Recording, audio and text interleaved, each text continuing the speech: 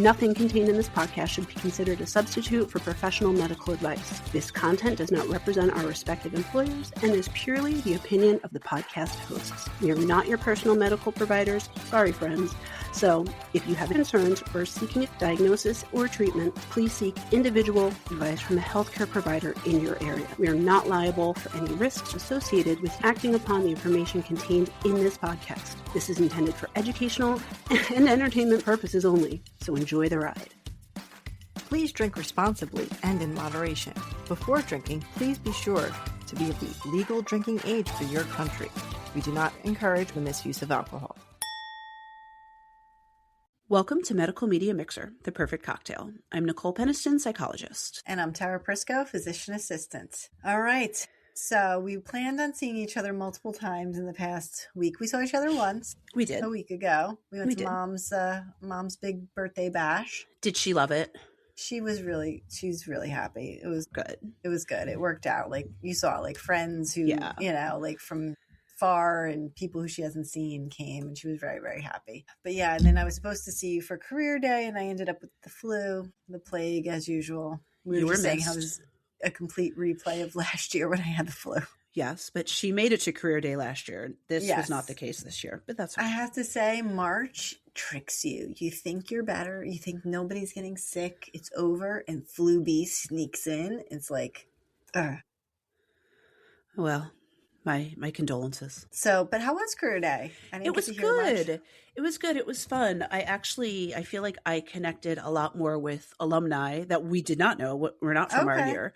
Okay. But I chatted up a few people, exchanged some business cards, and shared the pod. Of course, our favorite, Miss Lusich, was there. Yeah. So, and she came by the table several times. And then I told the students that if they listen to the podcast, they get extra credit. And then I cleared it with her after the fact. And she was like, oh gosh. And I said, I didn't say how much extra credit. You can do just like a one-time thing. Like it doesn't have to be a lot. And I told her that she should be a guest on an episode. And she was super psyched about that. Yeah. Come up with something that relates to something you remember her teaching us, or something that she can cover those monkeys that really started it all for me. So, oh yes, we talked about that a little bit, but what inspired you? Yeah. And it was so funny. So many of those kids were like really on their hype game for her. Like so many of them were really, really talking about how much they love her class and how she's such a good teacher and relates it to real life. And there's one kid, he's like, I love taking tests in her class because like it shows me that like I'm really paying attention. I really get it. Because I'll read a question, I'll be like, wait, I remember that. I think what it is I think growing up too, like,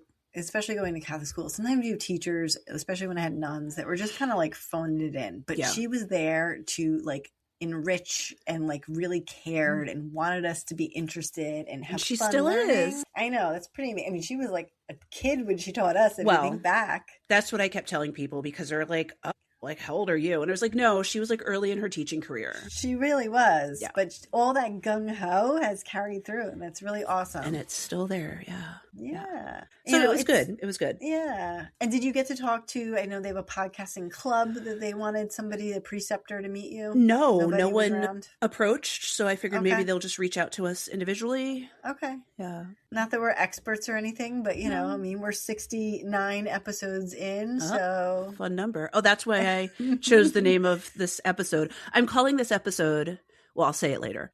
Okay. But I am weaving in some sexiness into the title, even though the topic is not sexy. Other than that, we will see each other in a few weeks when our friend comes from out of state. And then after that, we'll see each other for BookCon. BookCon. I saw you gave me my ticket. Which I got really upset. I was like sitting there and then I was like, there's got to be an app or something. So I like downloaded it, sent you your ticket. And then apparently they were doing free book autographing. You just had to like reserve a spot.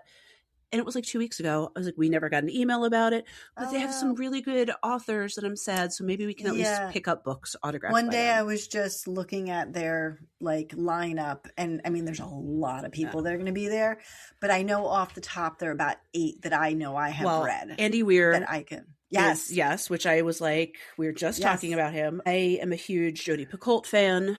and I missed out on an autograph by her, which really hurts because I've read like at least half of her books, if not more than that. And there was somebody else. There were two other people. Oh, Lee Bergerdo. I've read some of hers. The Ninth House and something else. I read those. Yep. And there was somebody else who I was like, oh, there's like I've read their stuff. Tomia Demi, yes, which she was also which I haven't read her stuff, but I was like, I know her. Really good series. Yeah. But there was quite a few. There was definitely ones that I was like, check. Yeah. I know who they are. I've read some of their stuff. And on the app, they did say that there'll be many, many other authors who are just like randomly signing, and it's not, reservation only. So maybe there'll be some opportunities. I know just like at Comic-Con, they'll have like pre-signed books for purchase if we don't get like an individual autograph session. So cool. But it should be fun. I'm looking forward to it. We have to discuss transportation because if we're getting a lot of books, we may not want to schlep on the train, but we'll figure that out as it gets closer. Yeah.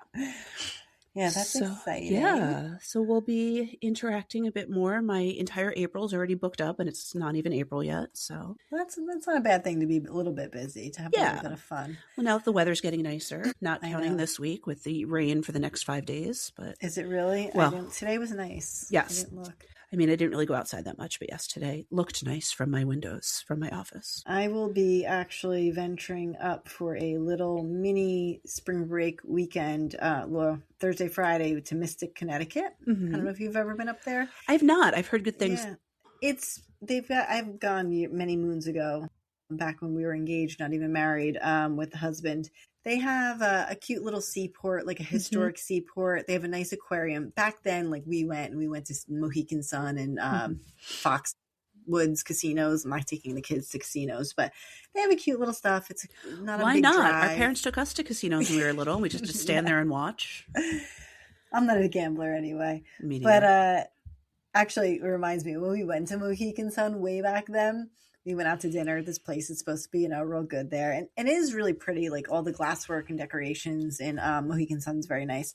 But we went to this restaurant and I got this blackened catfish, I think. And, I like spicy things. I like whatever. This was so spicy that like your mouth, you couldn't taste anything else. Like it was like on fire. And then I was told Anthony, I'm like, here, try some. And then he couldn't taste anything of his meal.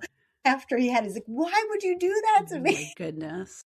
And there's never ever, that's the only meal in my life I can actually think of that was beyond like ability to like eat it enjoyably. Like I'm not a wimp, but whatever that blackened fish.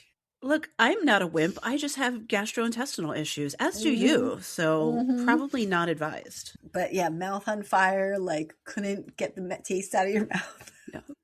It happens sometimes. Sometimes it be like that, as the kids say. As the kids say. What is this? We're really old, but I'll probably speak for yourself. Socials. What is this dance that the kids do now where they like do this thing, they cover their face and they flap their hand in front of them? What is that? Is that from something? I sound like an old person. Is that from like a music video or something? I feel like it's from something because I can picture it, but I can't. I don't know what it is. Off the top of my head, but I know what you're talking about. I went to this charity thing. Was it last week with the dance moms? Our dance teacher, shout out to Miss Tara, same name, not the same person. It's a thing for the arts where they have different people compete and celebrity judges. And some people sang, some people played like, there was like a duo with like a guitar and singing, a couple of people danced. And it was like to raise money, like paid money for a ticket. There was a silent auction, all this.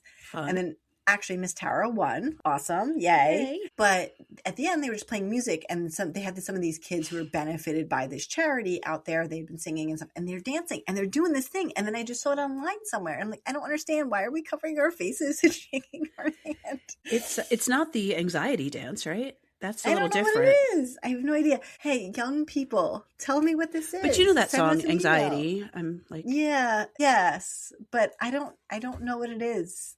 They put their arm out and they flap it. I don't think that's it. I'm going to put this in the socials and then everyone can comment and tell me I'm a really weird old lady who's like, duh, you don't know this reference. All of those things are true. They don't even say duh. That's like very old language, isn't it? You sound pretty mid right now. I don't even know if I used that correctly. But they also say that our generation uses the word dude, and I definitely use the word dude. I feel like we weren't allowed not to. Yeah. It was required. means like so many things, like the way you say it, the emphasis can be like, dude. And they'd be like, dude. You'd be like, dude? You'd be like, dude. Yeah. Like, it's, we're old. Yeah. It's okay. It's okay. I mean, we can't change it, so might as well flow with it.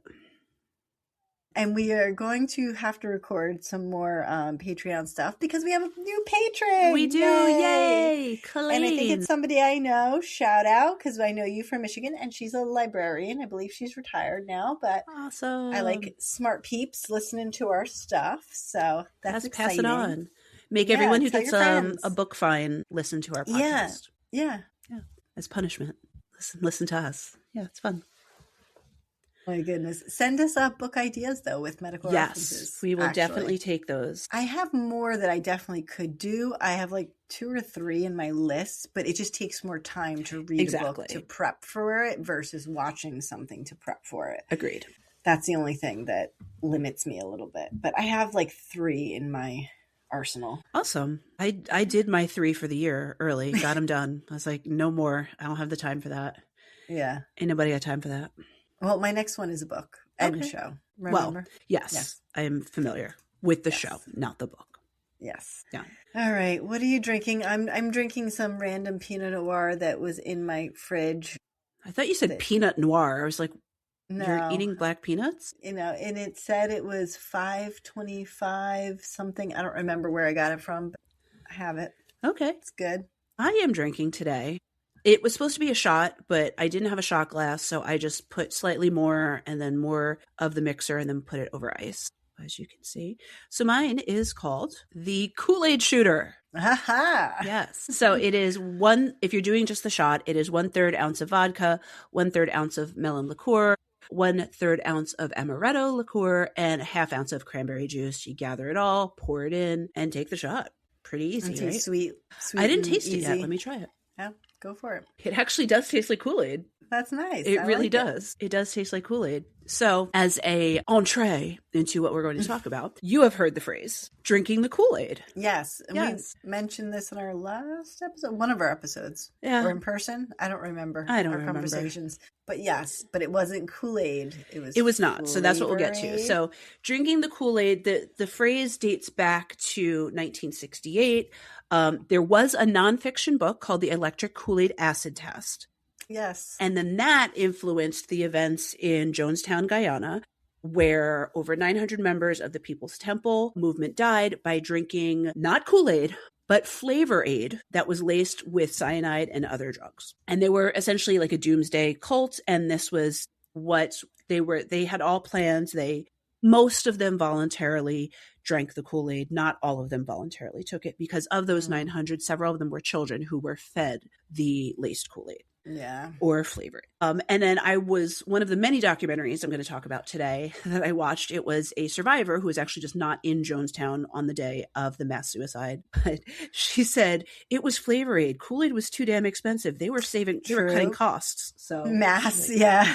True. Yeah. I mean, if you got to poison 900 people, you really got to count those pennies. You got to make it cheap. Yeah. So, but I know that, I don't know if you remember this, but I thought it was associated with that other cult where everybody killed themselves, and they were all wearing the Nikes, and they wanted to get on the Mbop planet comment was coming. Yes. I thought they drank Kool-Aid too, but that is not where this phrase originated from. And so essentially what it means now when people are using it is that you are just giving in to a conspiracy. You are blindly following something that seems a little bit off. You are drinking the Kool-Aid. Yeah, conforming. Yes. Which, that takes me into something else, is there were some conformity experiments back in the day. And so you may have heard this, because I feel like most people have seen this mentioned in media of various sorts. But essentially, one of the very first conformity experiments occurred in Swarthmore College, which is not too far. It was right down the street of where I went for my graduate degree. But basically, it was a group of people, 8 male college students. I don't think it matters if they were male or female, but this was the experiment. So of the 8 college students, 7 of them were plants, and 1 of them was the true person. And so on the board, there would be a drawing of 1 line and then 3 other lines. 1 was much, much shorter. 1 was clearly much, much longer. And the other was an approximation of that original line. And everyone had to say which line, A, B, or C, matches the first line. And so the goal was that the people who were at the plants would incorrectly identify which line was the matching one and see if the true experimentee would conform. And it was a near 100% rates of conformity. Even though you could clearly see that line's way too long, that line's way too short. Yeah, I'm so hard-headed. I'd be like, no. Right. And so they do think that it was because of the number of subjects. If maybe there was like a half and half split, people may have been more willing to go to the correct answer. And so they did this test multiple times, overall averaging all of the responses. After that initial test, they said that about 64% of people said the correct answer once they did it, multiple trials. But still almost 40% would give the incorrect answer and conform to other people. And so I think that kind of gives you a better sense of when we're talking about people in general, how there are some people who are just more likely to yield or to conform to the group thing, to what's going on, because you want to fit in. You don't want to be the odd man out. Right. I think also part of this too is I think it depends on when you gave your answer, because if you've already heard like two people go against the grain, you might be more likely to also go against the grain because it's not just you versus other people are also kind of calling things out. And so there were a lot of different variations on this. And that's just kind of that basic idea about conformity, which I will be talking about these sociology topics in the future. In actually the next 3 or 4 episodes are all kind of linked to the social psychology stuff.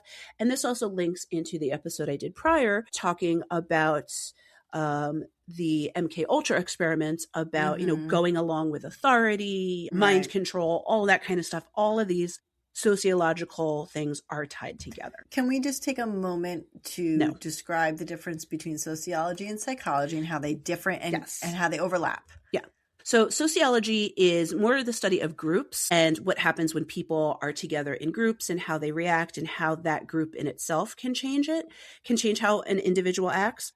But it also looks into more societal things differing from culture to culture. So it's kind of that larger aspect of psychology. And when we're talking about more than one person, where psychology focuses on the individual and we see the individual patterns we see across different people, across different cultures and societies and ages and things like that. Psychology is more individual. Sociology is larger. There's lots of really cool sociology experiments that people have heard about. There's one that I keep saying I'm going to cover, and I will at some point in the future. It's just kind of a Debbie Downer, so I always put it aside, but it's a really, really good and interesting story when you look into the truth versus how it was kind of initially proposed about groupthink. So groupthink is a psychological phenomenon that occurs within a group of people. Everybody, again, tends to think the same way, even if we know it's wildly incorrect or kind of goes against the norm of the larger society. Once you're in a group and everybody's doing the same thing, you're more likely to go along with the group. Let's see. And then all this other stuff is going to overlap with stuff I'll talk about in the future, so I won't go into it too much. So I have watched like all the things on my topic today, which I am naming this episode Sexy Cults and Not So Sexy Cults, because there's lots of cults I'm going to be talking about. And sex is something that comes up in many cults, but not all of them. Some cults, it's almost the opposite, where they ban that kind of sexual interaction. I think it's trying to keep people a little bit separate, where, the more sexiness you have, at least with one individual, the more likely you guys are bonded. Right. Exactly. Or it's we only have sex with the leader because it's like harem type. Or we all have sex, but we only have sex with us, the people in the group. Right. So, it's definitely used as a manipulation tactic in a lot of this stuff. I'll talk about it in an upcoming episode because, like I said, there's going to be a lot of overlap in my next few topics. So I'm going to kind of bookend these documentaries with fictional films that are really, really interesting, both because they're both very well done, but also it gives the viewer the feeling of what it actually is like to be involved in that cult atmosphere without it seeming like weird and crazy. Because we hear about these stories and we're like, I would never do that, or I'd never get involved in that, or my parents aren't in a cult, so I wouldn't be in a cult, where it's like it's a lot more mental manipulation. Than it doesn't just happen like that. Exactly. There's a slow process to get you in. Yeah. So the first fictional film I'm going to talk about is called The Sound of My Voice. Have you heard of that one before? Maybe if you talk about it, I'll remember it. It sounds familiar. So it wasn't super popular, but I will say this movie was phenomenal. I originally watched it in grad school when I was taking a class about religion, and we had a seminar, a part of it, on cults. And so I had to give a presentation on that. Of course, I volunteered as tribute to talk about that. And so I watched that movie and then showed clips of it in the class because I felt like it gave a really good understanding of the true experience and how you start to doubt yourself and how you can kind of drink the Kool-Aid, start to give into it after a while. So it was a 2011 American psychological thriller, which was written by and stars Britt Marling. Are you familiar with her? Because she's been in a lot of trippy stuff, and I'm obsessed. Yes. What was that show? The OA. OA. I would love to talk about that show, but there's just so much that goes on that I don't even know where I would start. But that's yes, she was the lead character in the OA. Yeah. Yes. So she is the lead in this as well. And she plays a charismatic woman who claims to be from the future, who has essentially living in a basement in some undisclosed location in California and forming a cult. And so throughout the movie, you see little clips of kind of her mysterious life. You see her wandering down the street in nothing but like a towel and very disoriented. And then someone picks her up, and then you see her in this basement and she's using like an oxygen tank to breathe and seems very ill. And you kind of don't really get a clear sense of who she is. And for the artistry of the movie, it's very intentional, but I think it also helps feed into how she can claim this crazy thing that she's from the future, because she doesn't really have a background or a story that anyone really knows. So she can essentially, she's a blank slate. She can make up anything and other people impose these ideas on her. So the movie starts out with a substitute teacher and his girlfriend, who's an aspiring writer. They want to make a documentary about this cult that they've heard about going on. And so they get this wild idea that they're going to infiltrate the cult and get like the first person experience for it. And so they do a lot of research on it. They find out how they can get selected by the cult, because they don't take just anyone. You can't just like knock on the door of a cult and they're like, come on in. That's not how it works. So they do a lot of planning. At one point, Peter swallows a device that can record things. I don't know exactly how that works in the digestive system, but whatever. He rigs these glasses to have a camera on it so he can record when he's in these meetings. Pre-meta glasses. Yeah, pre-meta glasses. He had to make his own meta. And then so their goal of all of this is that it's going to be this big expose, and they're going to declare that this woman, whose name is Maggie, is a fraud. So they do a lot of prep, and they kind of find people who are peripherally involved in the cult to kind of weave their way in. And then when they are deemed ready by these cult members, they are instructed to shower completely and dress in white surgical gowns. And then they're blindfolded and driven for miles, they say approximately 5 miles from where they got picked up, and brought into a secret basement location. And then they meet a higher ranking level member of the cult named Klaus, and they have a secret handshake. Like, you can't make this shit up. Like, it's really like 7-year-old, secret handshake craziness. But that's kind of like the first part of indoctrination. Like, you need to learn this handshake to get in. And because we know that they have relatively ill intentions about this cult, they're going to study that damn handshake and they're going to get it right. Because if they don't, they're out. So already, even though they think they're on guard, they are kind of giving in, because they're going along with some of this stuff. And so once they join and understand the handshake, they're joined by 8 other members who are all also in these white gowns, kind of very nondescript people. They're all white people, if that helps. Not all white people go in cults. There's cults in other countries too. I'm just saying for the context of this. And then that's when they meet Maggie for the first time, who comes in. Her face is covered in like a diaphanous white sheet, and she lifts it up, and she looks like a normal blonde lady with an oxygen tank. But like right from the jump, she's very mysterious, and she has this very eloquent way of speaking, and she's very, very, very intense. And she right off the bat explains to them that she has a very strict hygiene protocol, because she doesn't use these words, but basically she is immunocompromised, and so she cannot be exposed to any germs. And so that's why they have to be real intense about the cleaning. So then she starts telling her story that she is a time traveler from the year 2054, and she has a little tattoo on her ankle that she says is from the future. It's just some really crudely drawn anchor, and it has 54 next to it. And then she says in the future, there's famine and war and hardship, and she was one of a select group to go back into the future She has to go back to the present because she's from the future. Sorry, I was thinking of the movie. I was like, that's not right. She has to go back to present times to warn everyone about, the coming essentially apocalypse. Mm-hmm. So she puts them all through really intense psychological exercises, and some of it's kind of graphic. There's this one part where essentially she's forcing people to vomit, which, as you know, for me, having a vomit phobia, yeah. It was really hard. Not a fan. Yeah. Yeah. It was really difficult to watch, but it was also so intense that you're kind of like, you want to know what happens next. Right.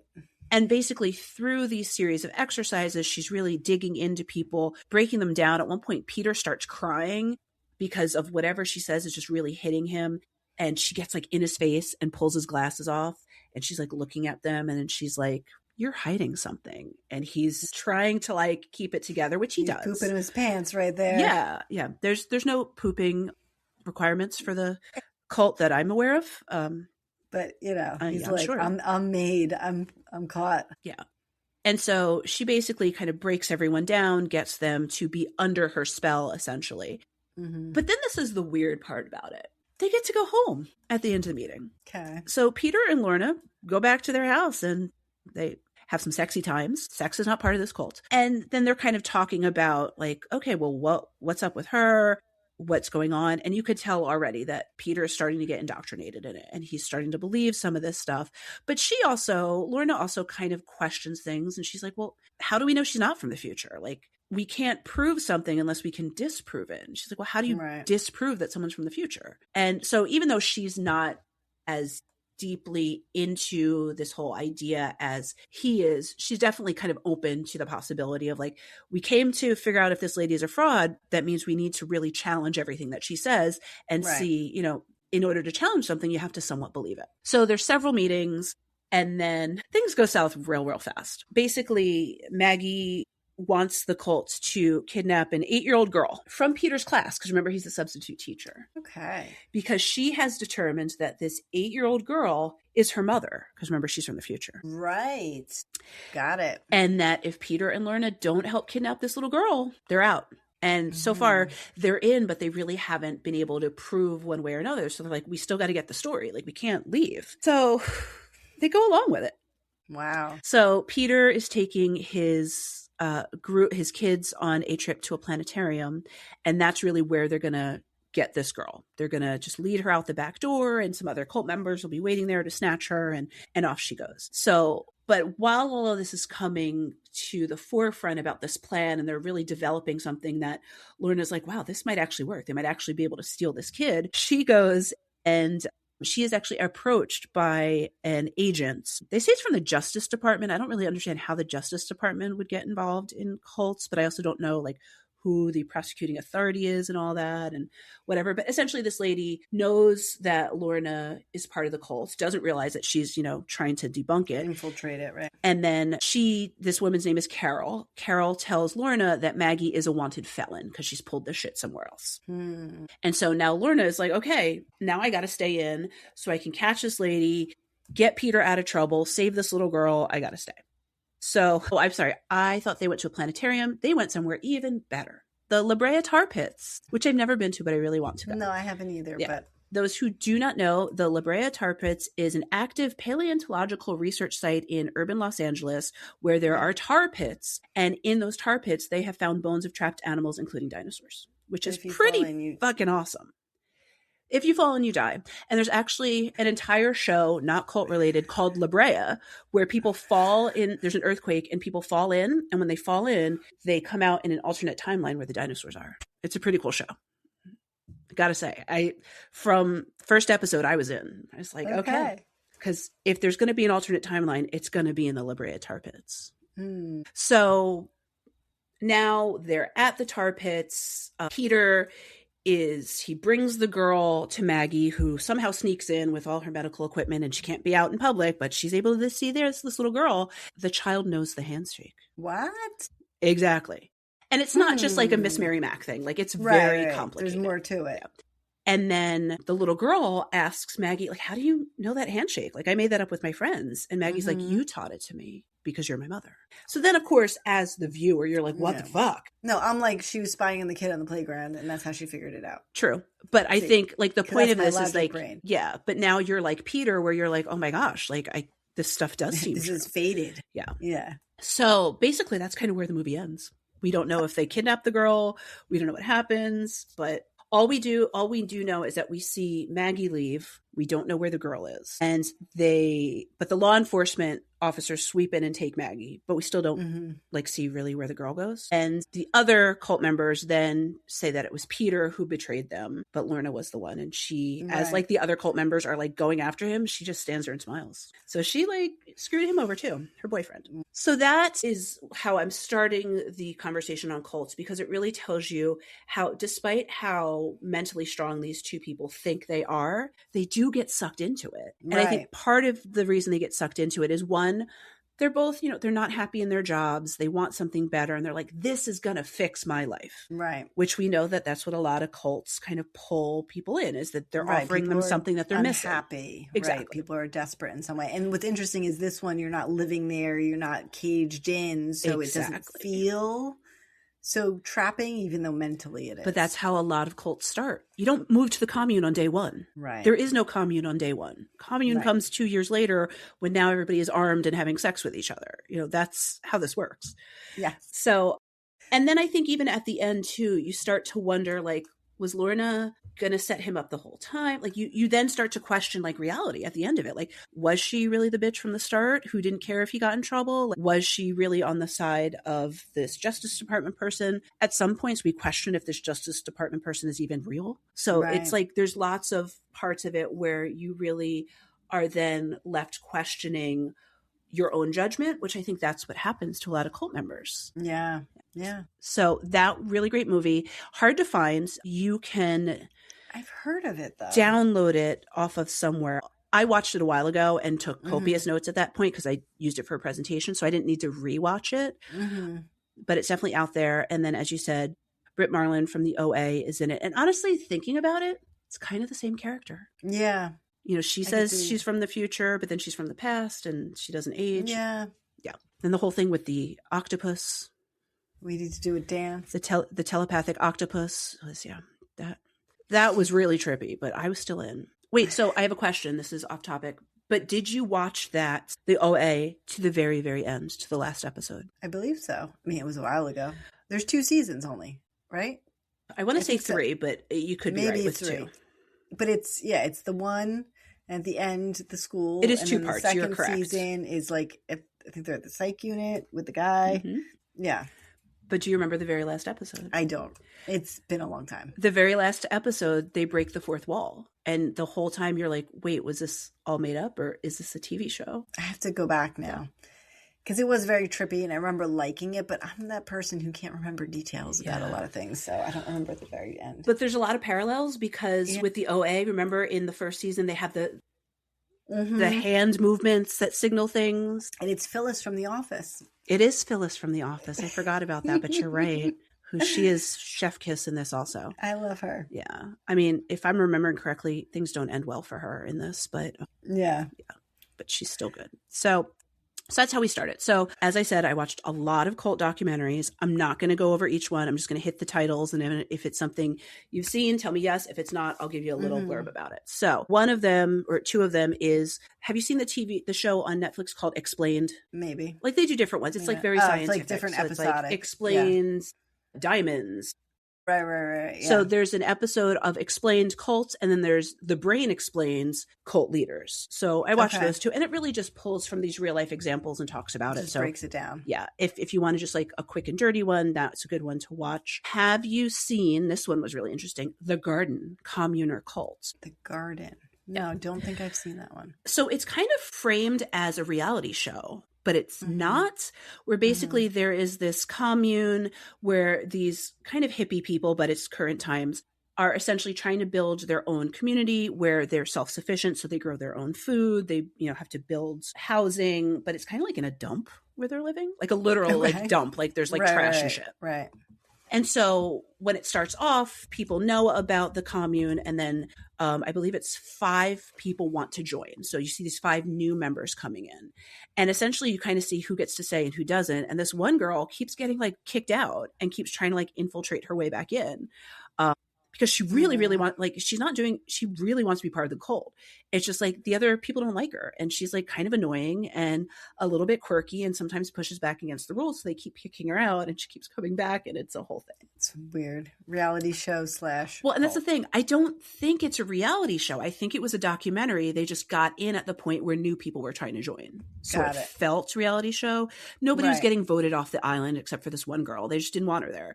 But like she is kind of like cringy at points and you are kind of like, girl, just go home. Like, yeah, you're annoying. Yeah. But like they live in like broken down school buses or like have to build their own housing. It's interesting. Okay. And there's definitely a clear leader and everybody kind of listens to what he says, even if his judgment isn't always the best. So that's kind of interesting to see how maybe some of this, maybe at this point, the garden was just a commune of hippies trying to, live off the land, but this definitely has some tinglings of potentially shifting in the future, depending on, who's in power. Mm-hmm. So another one is Love Has Won, the Cult of Mother God. I know what that is. I know of Mother So this God. is the one where the lady died and they kept her body covered in Christmas lights. Yes. Yeah, I'm not going to go in. Basically, this lady said that she was Mother God. She had a cult. She essentially both drank and starved herself to death. And then the cult members just kept her body. Yes. And that was the downfall of the cult. Somebody reported that they were toting around a dead body places wrapped in Christmas lights. And that was what happened. This one was really fascinating. The Way Down. I don't think I know that one. So this is about a cult that it was. So one thing I will go into in a minute, but sometimes cults are offshoots of traditional churches. It's just like one guy's like, I'm going to go preach over here, but I'm going to tweak stuff a little bit to make it fit me. So this is definitely one of those. I want to say The Way Down, and I may be incorrect on this, but I want to say they started off as a sect of the Mormon Church, which the Mormon Church has many different sects. LDS, Church of Latter-day Saints, is only one of them. There are multiple. So I want to say, I'm like 90% sure she was Mormon because just some of the teachings were very similar with Mormonism. But part of what she started teaching was that God don't like fat people. So y'all need to lose weight. And essentially, if you lose weight, you're more likely to go to heaven. And so it was a lot of food restriction, exercise, but then she was also paying for herself and others to go get gastric bypass in foreign countries. And it was a whole thing. But basically, how that kind of got shut down was she was essentially encouraging child abuse if your children were a little bit too mouthy. And so some children were being abused, and then that got reported, and that was kind of the end of The Way Down. The Synanon fix. This was a little bit before our time, but Synanon started off actually with a really amazing idea, and it was essentially like an addiction recovery group. Okay. Where so the people concept was and it really worked really, really well for people. But as the leader kind of got a little bit unhinged and fell back into his own addiction, everything else kind of fell apart. But the Synanon fix, if you watch that, it's really good because it tells you how great it was until the leader went downhill. So some of this stuff, that's like where it's that fine line between religion and cults is like you could be doing, or even just like, a structured self-help group. Yeah. Because it can start off with really great progress and people really benefiting from it. But then if the person in charge starts tweaking things or gets greedy, that's when things kind of fall apart. The Vow or Seduced inside NXIVM. NXIVM, the medicine? No. Not it. So she said not it. Not it. So NXIVM, NXIVM, that was the cult that the girl from Smallville was the head of. Okay. Well, she wasn't the head of. She was like a high-ranking member. And she was basically trafficking women into the cult. Lovely. It started off as a group that basically was helping people be more productive in their jobs and it was like a seminar, like an educational seminar on how to. That's how it all starts, with a seminar. There's a lot of seminars in this, yes. But it started off with that. And then there was this offshoot called Dominus. I'm probably going to get it wrong. And I just watched it yesterday and I didn't write it down. Dominus Obsequium Feminatum, which they were told was like a female empowerment group. But in Latin, that means master over female slave. Right. Nobody looked that up, I guess. Nobody Googled what that means. Because this was not that long ago. So you had access to Google, girls. You could have looked this stuff up. But this was the cult where they were branding the women. with the symbol, which then when they learned about it, the symbol was really just the leader, Keith Raniere's initials. So he was branding women with his initials. They were influenced to have sex, not just with each other, but with him. And so things went real bad for NXIVM. But does the name India Oxenberg mean anything to you? No. So Catherine Oxenberg, if I'm remembering correctly, she was like a famous actress in like the 80s. So this was her daughter, got sucked into the cult. But she actually went to a few of the meetings with her daughter. It's just her daughter really got into it. Her career wasn't where she wanted it to be. So she was like, oh, Mom, like I'm going to join this and it's going to help me take off like you did. And so she supported it. And then she finds out about the branding and they were starving women, checking their weights. It was a sex cult. And so it took a long time, but she was able to pull her daughter out of the cult after quite a long time. Jonestown. We just kind of talked about it. So you're familiar about Jonestown and the People's Temple. Right. Again, they bought all this land in Guyana. Mm-hmm. Is that what it was? And then they moved there, but there was a lot of disputes. I think the federal government from the U.S. was after them, right? They were coming there. Yeah. So it started off the People's Temple in, I want to say it was Chicago. I might be wrong with that. But it was like one of those little homegrown churches. At the time, and this was in late 60s, early 70s, they were really all about unity. So it was Black, white, Hispanic, whoever, everybody come together, everybody sit together, you're all family. And so it started off again with this really good idea. But the more people they got in, the more money that the head of Jonestown, Jim Jones, was making. He roughly based his ministry off of another person, father. I'm blanking on the name again. I just watched this yesterday and I forgot. But there was another precursor to that, or another person who was early civil rights movement trying to promote good things, but he was caught for fraud. So that was why that person didn't take off. But he basically was kind of learning like from this guy, like, hey, you could have a great civil rights message, but you can also make bank off of this. Right. And so he was making a lot of money off of it. They bought this land in Guyana to start their own society, essentially. And then when they got there, it wasn't what it was all cracked up to be. They had to build kind of their own homes and stuff like that. A lot of them weren't trained. They had limited access to food and water. There was no appropriate schooling or anything like that. And so a lot of family members whose families were in the cult, whose loved ones were to a senator. And for some reason, I want to say the senator of California, but that could be wrong. Right. And so he flew down there to check the place out, saw the place, looked all good, went to get on his plane. They killed him and half of the staff with him. And then once that got reported to the police, of course, then they're like, oh, crap, government's coming to get us. And then that was what kicked off the mass suicide. Right. But as I was saying, many people did not want to commit suicide, and they were either forced to drink the cyanide-laced Flavor Aid or were shot and killed. There were even really heartbreaking stories, trigger warning for anyone who's listening, how they would put in like medical syringes the cyanide-laced Flavor Aid and feed it to babies and small children because the mothers wouldn't do it. And some mothers did do it, but some of the mothers would not. And so someone else did it. Yeah. So as I said, over 900 people died. I watched that yesterday. There was one woman who was a survivor. She just didn't happen to be in Guyana yet. She said it was funny, but not funny. She was like, everybody says that, 972 people died, but it was really 971 and that effer who made them all do it. That's true. So it's like, yeah, she's right. Yeah, like a lot of people died. And then the ironic thing about that is not really ironic, just weird. He really wanted Jonestown to be like famous.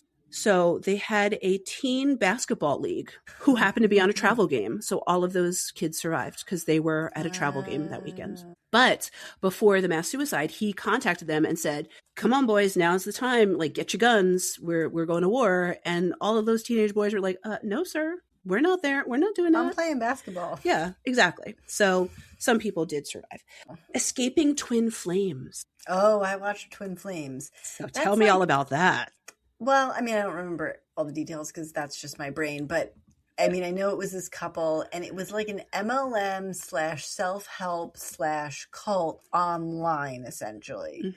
Right? It was all connections made online, which is, I think, some newer than the old way, that we need to do things. And more dangerous because you can reach more people. Yeah, exactly. And they were telling certain people like, no, your twin flame, even though you maybe were heterosexual your whole life. Nope. Your twin flame is this. Yep. Right. Somebody of the same gender as you, or like, it was very intense. But then not only that, now were they setting two women up together, then they were forcing one woman to play the male role and essentially become trans. Yes. Which blew my effing mind that there was one particular person who went through through the literal medical process of transitioning their gender because this cult told them to. Ugh. Yeah. And they were just creepy. That couple in general, they were just creepy AF. They were just creepy. But their whole beginning process, which again pulled people in, was that they found each other. There is a thing called a twin flame where it is the other half of you. And if you find that person, you will be in the happiest, most compatible relationship of your life. But you have to find your twin flame. And then this cult would help you find that person. Yeah. Except they were assigning you new genders to do it. So. Right. It was... Which I'm like, if that's your other half, it shouldn't matter what gender you are. Right. The whole thing was a mess. It was a whole thing. Wild, Wild Country. I've seen that title online, but I've not watched it. Yeah. So this one goes back, I want to say it's again around the 60s, which I'll get into in a minute about why so many cults were popping up around then and why so many are popping up now. Political unrest is basically the main thing. But Wild Wild Country was one of those, and you remember there were a lot of yoga-based ashrams and things like that. Yeah. And basically these folks were all into that. They purchased some land in, I want to say, Montana, and they were building there, and the other people around there, they're not really shown in the best light. The non-cult member townspeople, they're kind of shown as like hicks who don't really know anything. But basically they were not loving that all of these people were coming in, and they were calling them hippies or yoga people and all this stuff. They just didn't like this big change to their societal dynamic. And so the people in the cult didn't like that. So they poisoned the water supply and tried to kill people. Okay. I know a lot of people got sick. I don't think that many people died, though. Okay. Yeah. And I bring that up because there's a mockumentary on, if you've seen Documentary Now, where the mockumentary version of that is that this town, the cult believes that fruits and vegetables are people and are alive and you can't eat them. And so they start attacking everybody in the little hick town that eats fruits and vegetables because they're eating people. Yeah. All right. That's special. I mean, it's a mockumentary. It's not real, so it's funny. Right.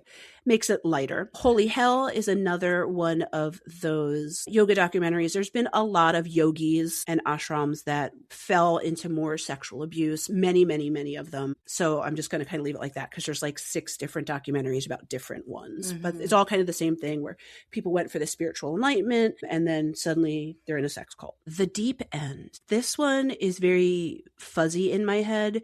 And I think it's because it actually wasn't finished. It was like in several parts and the end kind of like hangs off. But it's another one where this woman basically is purporting to be some sort of spiritual entity and know everything about people and help you discover yourself. But the more people get tied into her, the more they see that like she's just kind of crazy. But then when they try to challenge her, she kind of turns it around on them. So it's like, is it manipulation? Is it what? But it's another one of those questionable ones that it feels like maybe it's like a pre-cult situation. Like it's not going in a good direction. Heaven's Gate, that's what we were just talking about the Mbop comet is coming. So we all have to put on our Nikes and they like lay on these cots or whatever, right? Yeah. But Heaven's Gate went on for a very, very long time before all that. There was actually the leader, that weird guy who I'm sure you could picture with the white hair and the big eyes. He actually was married, if I remember this correctly, and his wife was part of the cult and they were leading it together, and then she died of cancer. And then after that, things, I mean, they weren't going great when she was around, but they really spiraled out of control after that. Yeah. This one is controversial, and I went back and forth about adding it, but I know a lot of people, if they're listening and they have watched cult documentaries, like that's one of them. But Keep Sweet, Pray and Obey, that's about the LDS offshoots and the Warren Jeffs and his multiple baby wives and multiple children. That is a whole separate animal. LDS. Yes, the FLDS. So that's not the same as the LDS. It's an offshoot of that. Children of God. I feel like that's a cult we grew up hearing about because a lot of our celebrity crushes were in it, like River Phoenix. Rose McGowan grew up in Famous people were very susceptible to these things, apparently. So, but ironically, with Children of God, they were in this cult as children, so they weren't famous yet. It was just luck. Whereas, again, not going to go into it because there's a lot of controversy about whether it's a cult or not. Scientology does have a sect that purposefully recruits celebrities. They have a celebrity sect. Again, it's MLMs and cults sort of overlap at a certain point. They do. There's a financial gain. There is. And seminars and things you need to buy. And I feel like it does. It overlaps for sure. A very recent one. Dancing for the Devil. I did see this that. was the TikTok cult. Which at first I was like, girl, they didn't know TikTok cult about dancing. And then I watched it. I was like, oh, shit. Oh, no, wait. They're manipulating. Yeah, and that poor girl and her sister was in it. And then she got out. Now they can't get the sister out. And yes. Yeah, it's a lot. It's a lot. And they're like kids, like, young adults. Young adults who just want to be dancers. They just want to be famous. They're all very talented. They want to be famous. Yeah. And they join what they're told is basically like a production studio. Right. But then they're really not producing it's too just much. Like in a house and you're stuck there making videos all day. Yeah, dancing all day. But devil. We didn't talk about the one that was defined our childhood. The Branch Davidians. David Koresh. Girl, I didn't finish. I didn't get there yet. Because I feel like of all the cults of my lifetime, that's the one I mean, 90s. So, yes, David Koresh and the Branch Davidians definitely was a cult. I think I didn't add it here specifically because in retrospect, and there's 2 really good documentaries that talk about this, they became famous because the government was trying to intrude upon their right to have their separate firearms and such. Yeah. They actually didn't have any plans to do anything until the tanks rolled on up. And then that's when all the hell broke loose. And even today, like in one of the documentaries, people who were involved governmental wise were like, we fucked up. Like we caused this. Oh, yes. I mean, if you watch all those documentaries, it was a shit show. Yeah. And yeah, I agree. Like the people who were part of the government and they said the communication, the way they didn't know how to handle it. There'd never been something to that size before, but that happened in Waco, Texas. And I think that's the name of the one documentary called Waco. Yeah. Which poor Waco got like a bad rap. Like it's a whole ass town, but now everybody knows it for that. So fun fact, back when I was in, I don't know, 7th or 8th grade, whenever that happened, whatever year that was. I want to say it was, like 92, 91, 92. Yeah, it was right in that area. For English class, we had like a fun project where we had to be like newscasters. And so we had to like present our news. And you had your blazer on. Yeah, so our news group, it was a few of my friends. Actually, we went to high school with them. So I think Kim, B, Jenny, I think Elle was in that, if you know who I'm talking about. Ours was called Everyday People News, the news that knows you. Do you remember the song Everyday People? Yes, Everyday People. So, but stories we covered, and that was like the big story at the time. So I don't remember if I was an anchor, but I don't know if the Branch Davidians were everyday people, but they definitely were not trying to hurt nobody. That was the name of our news station. No, I get it, but like if you were talking about other everyday people, I don't know. It was we are talking to the everyday people. Oh, okay. But anyway, got it. But it was the news that knows you. So I remember like having to write. This is the job you never got, isn't it? Sort of a paper on this to be able to report this. So I remember I had to know like all the facts of what went down in order to be a little reporter and talk about it. So yeah. Sticks in my head. Yeah. And it was a shame because a lot of children died in that. And the majority of people were not trying to be violent or do anything, although they were stockpiling guns. So even though in the moment they weren't planning anything, it wasn't a good look. I mean, there was definitely sexual stuff. Yes. It wasn't a good look for them, but pregnant people and it just hadn't reached locking FLDS level yet. And it hadn't reached the level of, hey, let's jump in there yet, but it got there real quick. And a lot of people died, unfortunately. Stolen Youth, the cult of Sarah Lawrence. This one was weird. Okay. So basically this girl, Sarah Lawrence is the college. Yes. It's like it's known for being like a literary school. I was going to say, it makes me think, writing and women. I was going to say stereotypically, they say a lot of lesbians go there. It's for anyone. Yeah. You know, if there's a lot of lesbians there, good for you, girls. Good for you. Yeah. But I think that's just a stereotype. But this girl was going to Sarah Lawrence and she had her friends and then they decided to all live off campus. And then her dad moved in and basically made these teenagers like turn into like a little cult. And like some of them had sex with him and were giving him money. It was a crazy story. But the documentary on that is called Stolen Youth, Inside the Cult at Sarah Lawrence. It does sound like the dad had some questionable stuff before all this. I just don't think it was like full cult leader level until this happens. Mm-hmm. And at this point, some of the members, not his actual biological child who was involved, but they still kind of support him. So concerning. And then finally, Sins of Our Mother. This is the Lori Daybell story. Do you remember Lori Daybell? I don't. She's one of our QAnon ladies. Yeah, and she was convinced that her children were evil and she had to cast the devil out of them by killing them. Yeah. So even though that's part of a cult, that story was more focused on her, but it is the larger QAnon conspiracy theory things, which there's a really interesting documentary on that. I forget what it's called because it's not called QAnon, but it starts off talking about 4chan and how 4chan led to QAnon and who Q is. They think Q is Donald Trump, but I don't think Donald Trump knows that he's Q. I think it's somebody like pretending to be him. Like, I don't think he's that organized to be doing that, but yeah. But it goes into Pizzagate. Do you remember all that? God, yes. In the basement of the pizza parlor, they're trafficking children. Although apparently now some of that shit's in the Epstein files. So was it a conspiracy or not? So, quick rundown. We just talked about a lot of stuff. Cults. The difference between churches, denominations, sects, and cults. Quick.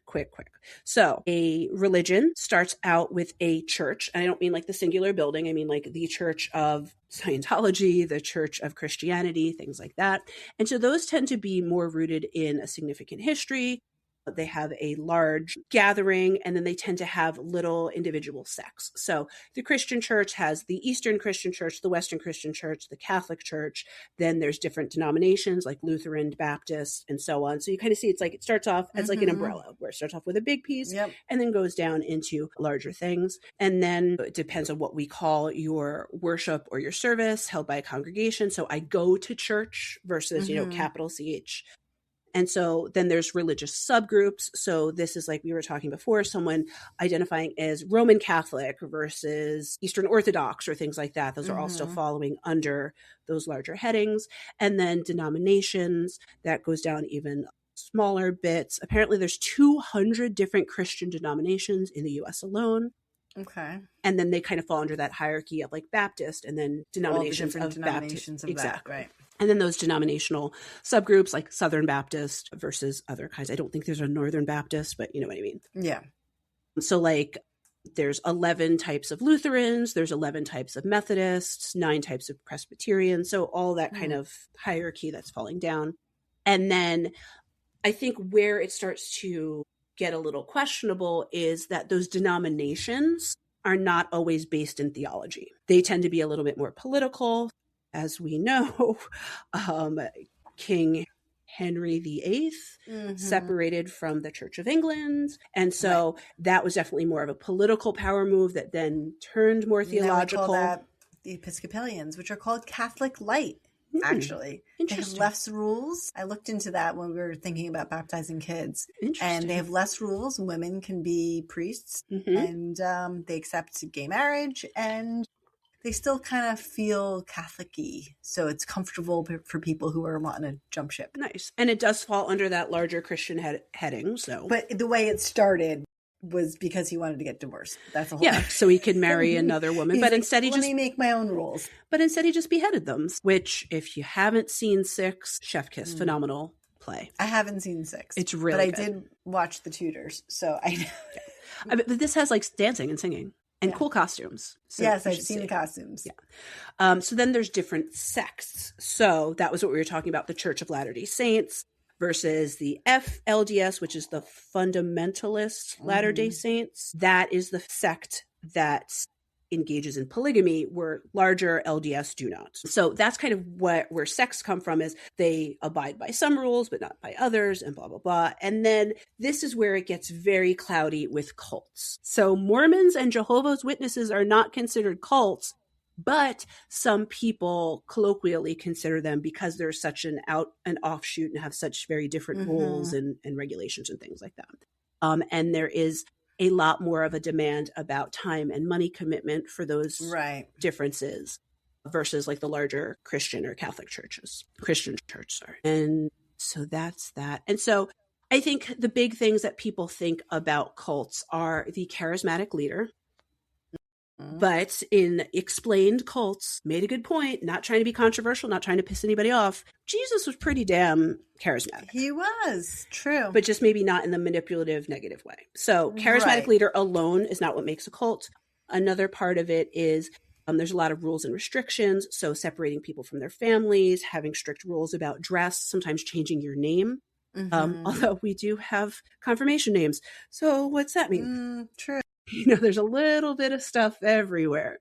And then usually there is that power differential. So wanting money from someone, wanting sex, wanting property, those things. But again, when you go to church, you got to give an offering. So what does that mean? When we had to get married and we had to like show up and You have throw to pay. envelopes. Yep. Well, throw envelopes for like a week or two and then like go and then you pay and then you pay the organist and you pay this and you pay, you know. And I guess like some of the differences is it's more vague. Like, yes, you should give a donation to the church. Where for some of these other cults, it's like you must, and again, this is where it gets really messy and I don't want to offend anyone, but it's like tithes for like the Mormon church. You have to give a certain percentage. Exactly. But that's still a church that is recognized. So then it's like these other cults where it's like, well, your tithe that you gave for the month was this percentage, but we want more. Right. Or I'm not going to go too much into Mary Crosby of the Real Housewives of Salt Lake City, but she has been accused of being a cult leader in her church. And there is recording that she admitted was herself, basically saying, God don't like poor people. Wow. So you have to give me more money. Okay. And God don't like greedy people and God don't like ugly people.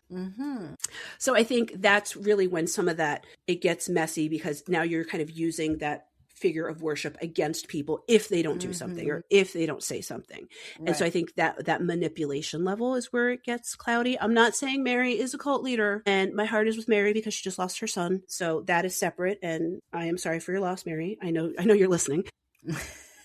Because I watch you, so of course you're going to watch me. Some of these other things that she has admitted to saying to her congregation are a little questionable.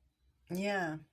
That being said, if you start your own little individual church, you need money to keep it running. And if people are going to show up every week. I'm sure you've heard about the Church of the Spaghetti Monster. Of course. Tell me about it. I don't know much, but basically it's to sort of prove a point in the face of. But didn't it become like a thing though then? After the proving the point? Taxes and not like. It's about sort of pushing up against those rules. And you wear the strainer on your head. Yeah, but they protect churches from certain things financially and, you know, your rights and those kind of things. So it's pushing back in a sort of tongue-in-cheek way. But it's true. You could just start it. Like we have a name for our following. Our friend texted us the other day. You are our Mixies. The Mixies. So should we have the cult of the Mixies, the Church of the Mixies? The Shaker of the Mixies. The Shaker I shouldn't have done Mixies. that. That was not appropriate. That was not a good... We have a Shaker of Mixies. The Shaker of Mixies. So you are our following. But as opposed to the common traits of a cult leader, which are charisma, authoritarianism, narcissism, manipulativeness, delusional qualities, exploitative, and unpredictable, we are none of those except for charismatic. We are very charismatic. Have they studied like these leaders for like personality disorders that they... So yes and no. The problem is with these ones that like really hit the highlights, a lot of them end up dead. So there's only so much research we can do. And a lot of it is reports from other people. There was a case study of Sari Chalin, who was someone in England who was a victim of coercive control, who ended up killing her husband. And then they did study Patty Hearst. She was abducted by the Symbionese Liberation Army and essentially had Stockholm Syndrome, undergoing brainwashing and torture. That feels a little muddy too, because she was, if I'm remembering correctly, wasn't she kind of like the hippie of the family and like not like super business oriented? She was already on like the fringes. She was, yeah. And so kind of getting pulled into that. But like some of them were famous cult leaders, Charles Manson, Jim Jones, David Koresh, Marshall Applewhite, that's the Heaven's Gate. All of these people ended up dying as part of... They have, I feel like, that very similar way. That they're all white men in power? Yes. I said it. Sorry. And it's not all white men. There's a lot of cults studied in Japan, in India, in other places. I'm just going on the American ones. Although, interestingly enough, on this list is R. Kelly. I wouldn't consider him a cult leader.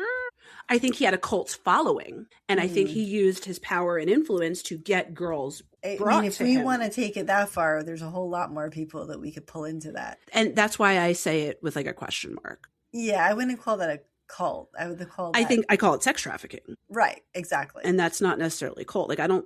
But then when they did interviews with some of these girls, they did like kind of believe that he loved them. So... I could see a little bit. That's a manipulation, but it's... What's the difference between manipulation and brainwashing? It's not that different. Yeah.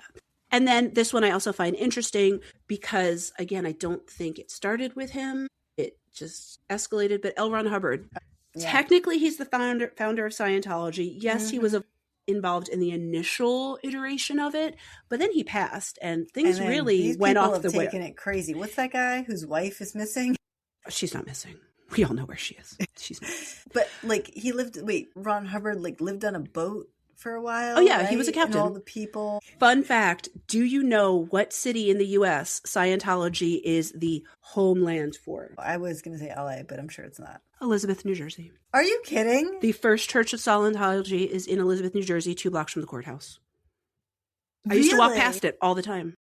Wow. That is in New York. That is the very first church. The big one in New York. The one in Elizabeth is the very first church building of Scientology. Wow. Yep. Interesting. It's a beautiful building. I've never been inside. Well, yeah, the architecture. They won't let me hold the e-meters. But they used to have a full row at BookCon, so who knows, in a couple of weeks, we might be saying different things about L. Ron Hubbard. Maybe I'll read his fictional books. That's about as close as we'll get. I mean, he was a very talented writer. Right. Had a lot of strong ideas, liked to live on boats, quirky dude. But I do feel like even though they're saying him, I think it's because he's been crowned kind of the founder of this. But it does feel like things didn't truly go off the rails until after his passing. So it's like, it got how worse. much of it can we blame? Although he was convicted of fraud in absentia in the 1980s. So what do you think fraud in absentia is? I don't know what absentia means now. It means in absence. So you weren't physically there, but you were defrauding people. By association or by... Probably just by name, if he's trying to sell these ideas to people, but he's not physically there. Again, MLM. So what I'm hearing is that... So is LuLaRoe a cult? No, but it is an MLM. That being said, LuLaRoe was founded by Mormons. It was. True. Look, they still got good leggings. I know. Still got good leggings. That was and those the closest things last. to a cult I've ever been in. I mean, I still have a few dresses. I've dabbled in many. The cult of Labubus. Yeah, you are a Labubu cult follower. I'm not a cult follower. I am an early adopter. I get really into new things. That fell down hard. That peaked at Christmas. It was like... But you know what? They still sell and so I feel like it depends on where you're at. But so what I want to bookend this with is there's another really interesting article. It'll be linked in the show notes about the neuroscience of social conformity. It goes into a little of that stuff I started off with. And then I wanted to end the discussion on cults and cult movies with a movie called Martha, Marcy, May, Marlene. Have you seen it? No. Also came out in 2011, psychological thriller starring Elizabeth Olsen in her film debut. Okay. Also Sarah Paulson, Hugh Dancy. Oh. And so this movie starts off with Martha, who is also Marcy May, who is also Marlene. So it's one person, 4 names. 3 names, technically. It starts off where she has been abused by a cult for 2 years, and she escapes the cult and calls her sister, goes home to her sister, and you see essentially the PTSD that happens afterwards, where she was physically and sexually abused in this cult's commune in the Catskill Mountains. It was fictional. It's not a real cult. But then it's kind of showing her life after in a series of flashbacks of to what she experienced in the cult versus why she's struggling with things now. So one really basic example, but I feel like gives you that sense of how that adjustment period is difficult afterwards. In the cult, all of the women were not allowed to eat until after the men, but they had to prep all the food, clean everything, set everything out, everything like that. And so now 2 years later, Martha is in her sister's house. They're preparing dinner together. And she has an urge to pick up a piece of carrot and eat it. And she stops herself because she remembers the first time she did that in the cult, she was hit violently across the head and told that you're not allowed to eat until the men have eaten. Right. And so it's kind of ingrained in her at this point. There's several other things, like she ends up having sex with the cult leader. But then when she is caught being very, very mildly flirtatious with another male member, she gets in trouble with that. She gets so upset that the cult leader's sleeping with other women that she actually sleeps in his bed while he's having sex with another cult member. Okay. Which then flashes back to later on in present times when she's at her sister's house. She has a nightmare. She's really triggered. She's really upset. And she goes to sleep in her sister's bed while her sister's having sex with her husband. And of course they freak out. They're like, what the hell are you doing? Because the catch of all this is she never told her sister she was in a cult, because she's at that point where she can't even admit it, that this happened to her. She just says, oh, she had a boyfriend and they were together for a while and now she left. And the sister, Lucy, she asks her, like, did he abuse you? Did he hurt you? Did he keep you there? And she just says, no, no, no, no, no. But then the sister sees all of this weird behavior. Like at one point, she just is skinny dipping in public. And the sister's like, what are you doing? Because in the cults, they'd be naked all the time, or like nudity was not frowned upon. There's a party at her sister's house and she starts to have flashbacks and she thinks that the bartender at the party is someone from the cult who's following her to abduct her and bring her back. So basically, she's out of the cult. She's in a safer space, but she's a hot freaking mess. And her sister and her sister's husband don't know why. So it gets to the point where like, she can't stay with us. Like she's too unpredictable. They're trying to have a family and they're like, we need like everything to be good for us to try to have a baby and bring it into the world. So they decide that they're going to take her to a mental health treatment facility because they think she's had a psychotic break after the thing with the bartender, not realizing it's like a PTSD flashback. And this is another movie where at the end, you're just like, what happened? So this whole time she thinks these cult members are after her. Nobody else seems to see them or know that they're there. And she's sitting in the backseat of the car as her sister and her sister's husband are driving her to the mental hospital, and a car is following them. And in the car is one of the cult members. Of course. So it's like, maybe she hasn't been making this up the whole time. Like maybe they have been following her the whole time. So... But Elizabeth Olsen, phenomenal in this. I mean, she's always good in everything. She's but always good, yeah. To see that this was like her film debut, you were like, wow, she jumped in deep. Like this was rough. There were nude scenes. There was a lot of very like graphic, scary stuff. There's one part that's really hard to watch where you kind of see how she gets groomed into the cults by essentially getting drugged and raped and then told that that was your blessing. Okay. And then you see another scene where she essentially has to do the same thing to another new girl, and how she's not even questioning it anymore, even though you saw how traumatic it was for her. I think that's a really good way to end this talk on cults, because this happens to real people. You know, in my psychology career, I've met a handful of people who were former cult members, and, you know, have, by the time I've seen them, they've been separated from it for quite some time. So they're in a much better place. But just knowing that like some of that stuff really shapes your interactions with people and your trust of people and can really cause significant psychological damage over time. Oh, yeah. I want to mention a couple of fictional ones that I've read just real quick or watched to just throw out there for people who are interested. So I don't know if you've ever watched the anthology series, The Sinner. Yes. With Bill Pullman. Yes. The second season of that covers a cult. Yes. And I knew that. I forgot to add it to the list. Yes. And then The Unbreakable Kimmy Schmidt, where she comes out after being a teenager, breaks out and is freed after a doomsday cult. And then there are two books. One is the Corman Strike books, which are J.K. Rowling's pseudonym. They're about a detective agency. And so the book called The Running Grave is them investigating the cult, and the woman Robin goes inside the cult and has a very traumatic experience. That's a really good one. And then another one's like a thriller book series. It's the character's called Morgan Reed. What is the first book is called Turn Back, and it's about her who was a child in a cult, and then now she's an FBI agent, and something ties back in and she goes back to it. So was that made into a movie? Because I feel like I've watched something very similar. I don't think so. I know there's a bunch, like I'm looking on my like Amazon, there's like 12 books in this series. I've only read the first one. I probably got it as like a free preview type thing, and it was fun, interesting. I don't know if it was made into anything, but those are some fictional ones that you can suspend disbelief and not feel so bad about the reality of real cults, but interesting ones. Well, and I think like the real life side of things, like I said, I've worked with a few patients. That wasn't the focus of our treatment, but it did come up as clearly a very relevant part of their past. Every single one of them had family members that were involved in this. So I think that's also a very different dynamic versus you just walking in off the street and being like, I want to be this. Mm-hmm. I think when you're born into something like this, it's much, much harder to break that connection, especially like you see with a lot of these cults, when people leave, their mothers, sisters, brothers, fathers, kids are still in it. And now they're out on their own. It's a much larger issue to deal with in therapy or things like that, when not only have you left what you knew the world was, but you've left every family member, and so you have no social support. You're disowned by your core family. Or not even disowned. It was just like, I left in the middle of the night. They don't know I left. I can't tell them I left. Right. So sometimes it's not even like, I mean, a lot of the times they cut you off. You're not allowed to have contact, but sometimes it's, for your own self-preservation, escaping essentially, and then not having anyone to go to or anywhere to go to. Yeah. So that's my sexy story about cults.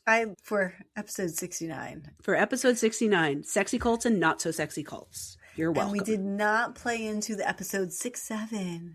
We missed that totally. That you brought it up. I was like, nah, I got girl, a middle I'm good. schooler, okay, and I just want to punch. I thought we were over that. Apparently not. It's going to be a mental illness. Just wait. It's going to be a mental illness. I'm telling you, there's going to be people, or when they have dementia one day, they're going to start just going 6-7, and the nurses are going to be like, what is going on? And then they're going to here? look it up and they're going to find out it doesn't mean anything. Exactly. Anyway. This was a long episode, but hopefully it was a good one. That's okay. It's an interesting subject. I'm always intrigued by cults. Definitely. Serial killers and cults, you got me. Well, we didn't talk about the Manson clan. You got both of them on that one. That's another one. Yeah. All right. So thank you for listening to Medical Media Mixer. The perfect cocktail. Cheers. I drank most of my Kool-Aid. That is dangerous. Is the cyanide. That's good that yours isn't cyanide. Thanks for tuning in to this episode of the Medical Media Mixer podcast. If you enjoyed the conversation, don't forget to subscribe, rate, and review us on your favorite podcast platform.